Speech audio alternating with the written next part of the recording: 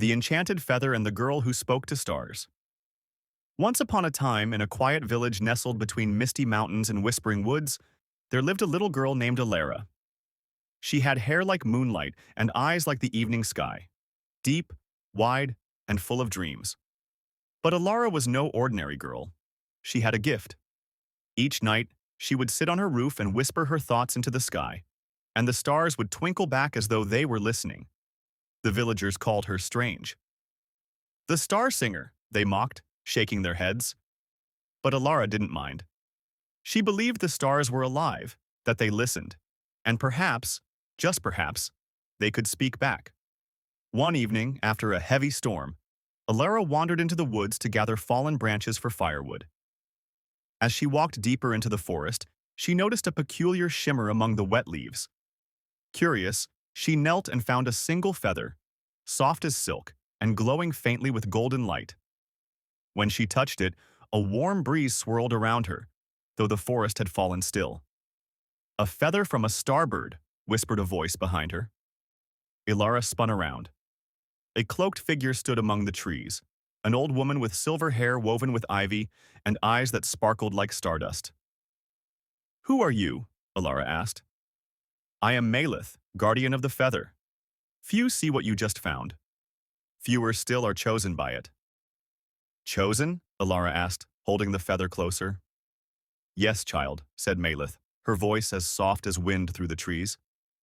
"This feather belongs to a starbird, a creature born of skyfire and magic. It fell to earth, wounded, and hides now beyond the edge of the world. Only the brave and pure of heart can return its feather and heal it." Elara's heart leapt.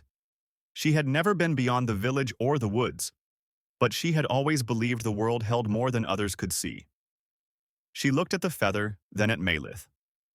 "I will help," she said. The old woman smiled. "Then your journey begins." And just like that, the forest shimmered, bending around her, and Elara found herself standing at the base of a giant tree, so tall its branches pierced the clouds. A path of light unfolded before her, leading upward into the unknown. The first trial. The Mountain of Echoes. Elara climbed for hours until she reached a place where the air grew cold, and strange whispers floated on the wind. A mountain rose before her, steep and dark, carved from shadow and echo. As she stepped forward, voices surrounded her. "You are foolish. You are weak. You will fail." They were her own fears, spoken aloud. Elara trembled, but she held the feather to her heart and whispered, "I am afraid, but I won't turn back." A golden glow spread from the feather, and the mountain of echoes quieted. The path cleared and she walked on. The second trial. The mirror. Lake. Next, Elara came upon a lake still as glass. In the center stood a boat of woven moonbeams. A voice echoed, "To pass, you must look into the lake and face who you truly are." Elara stepped to the edge and looked down. At first she saw herself, small and fragile. But the image shifted. She saw her loneliness, her doubt, her hurt when the villagers laughed at her. She wanted to look away, but the feather warmed in her hand. "I see myself," she said softly. "All of me. And I still choose to go on." The lake shimmered with silver light. The boat floated toward her, and she crossed safely to the other side. The final trial. The Cave of Forgotten Light. At last, Elara came to a cave so dark that even the stars seemed to hide.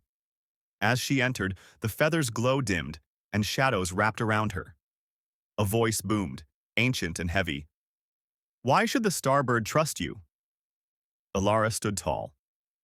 "Because I believe in things others do not. I listened to the stars, I faced my fears, and I did not turn away from truth, even when it hurt. I may be just a girl, but I came for love, not glory." The silence stretched. Then a soft cry echoed through the cave, a sound like the weeping of the wind. From the darkness, a shape emerged, a great bird with feathers of flame and eyes of twilight. One wing was twisted, singed by a wound that still glowed faintly. Elara stepped forward and held out the feather. The starbird hesitated, then lowered its head. She gently placed the feather back where it belonged. Light exploded in the cave, pure golden light that swept away every shadow. The Starbird lifted its head and sang, a song of galaxies, time, and healing. As it spread its wings, the skies above the cave opened, revealing a swirl of stars so close they seemed to whisper her name. "You have returned what was lost," the Starbird spoke, its voice deep and beautiful. "And in doing so, you have found your true self." Homecoming. When Elara returned to the village, riding on the back of the glowing Starbird, the villagers gasped in awe. They no longer called her strange. They bowed. But Elara didn't seek their praise. She returned to her roof that night, lay under the stars, and listened. This time, the stars spoke clearly. "Thank you, Elara," they whispered. "Your courage lit the sky."